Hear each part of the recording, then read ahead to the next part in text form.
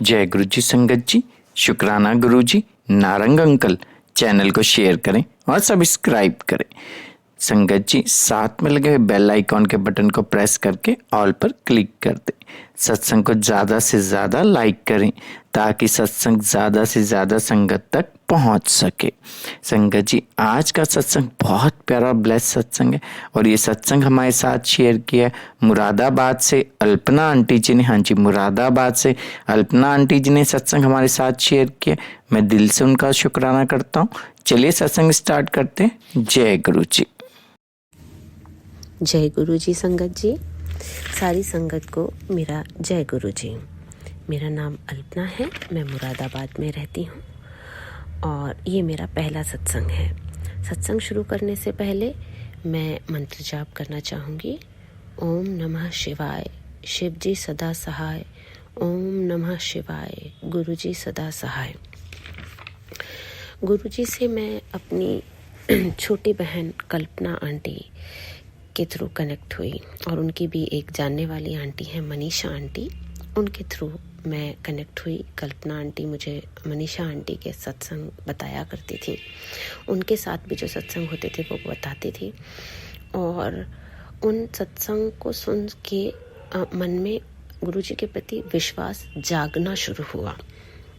वैसे तो गुरुजी को मैंने यूट्यूब पर देखा, एक बार उनका सत्संग खोल के मैं सुनने लगी, देखने लगी तो उसमें गुरुजी अपनी गद्दी पे बैठे हुए थे और सत्संगत उनके दर्शन करके जा रही थी और मुझे तब गुरुजी को देख के ऐसा लगा कि शायद गुरुजी तो बड़े गुस्से वाले हैं, बड़े एटीट्यूड वाले हैं। सारी संगत उन्हें कैसे प्रणाम कर रही है और वो कोई जवाब भी नहीं दे रहे। मुझे माफ़ करिएगा गुरुजी, मैं उस समय आपके बारे में कुछ भी नहीं जानती थी। ऐसा लगा मुझे देखकर। तब कभी सोचा भी नहीं था मैंने कि अपने घर में मैं सत्संग करूंगी गुरुजी का और सत्संग शेयर भी करूंगी। गुरुजी से जुड़े हुए अभी लगभग 2 साल ही हुए हैं, ज़्यादा समय नहीं हुआ है।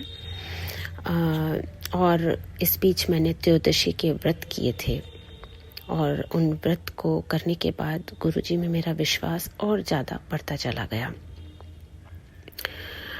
यूट्यूब पर रोज़ शाम को मैं गुरुजी के भजन सुनने लगी। फिर पता चला कि गुरुजी को शब्द बहुत अच्छे लगते थे तो शब्द सुनने लगी। इस तरह से गुरुजी से ज़्यादा और ज़्यादा कनेक्ट होती चली गई मैं। गुरुजी छोटे मोटे सत्संग तो रोज़ ही करते रहते हैं और सच्चे मन को और सच्चे मन से की हुई अरदास को वो हमेशा सुनते हैं। वैसे तो गुरुजी खुद ही डिसाइड करते हैं कि कौन सी संगत को किस समय जोड़ना है, उनको कब जोड़ना है। क्योंकि मेरे भाभी जिनकी शादी आज से 5 साल पहले हुई थी, वो भी उन गुरुजी की संगत हैं, लेकिन तब शायद नहीं जुड़ना था। तब उनके थ्रू या उस वक्त पे हमें उनकी संगत नहीं बनना था शायद।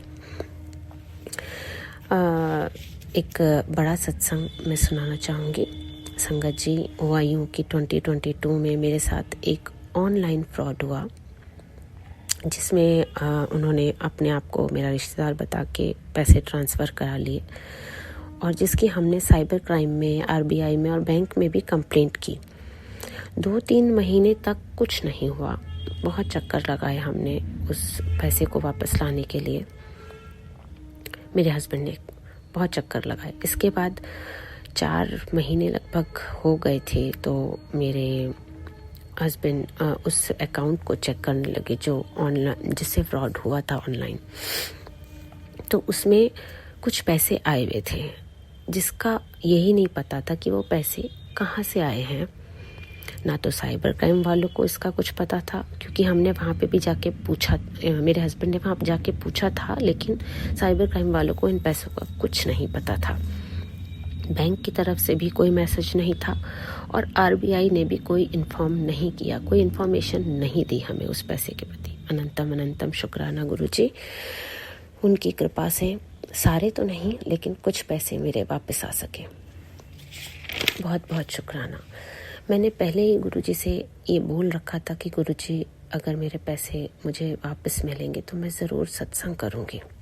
बहुत अरदास की थी मैंने गुरुजी से इसके लिए।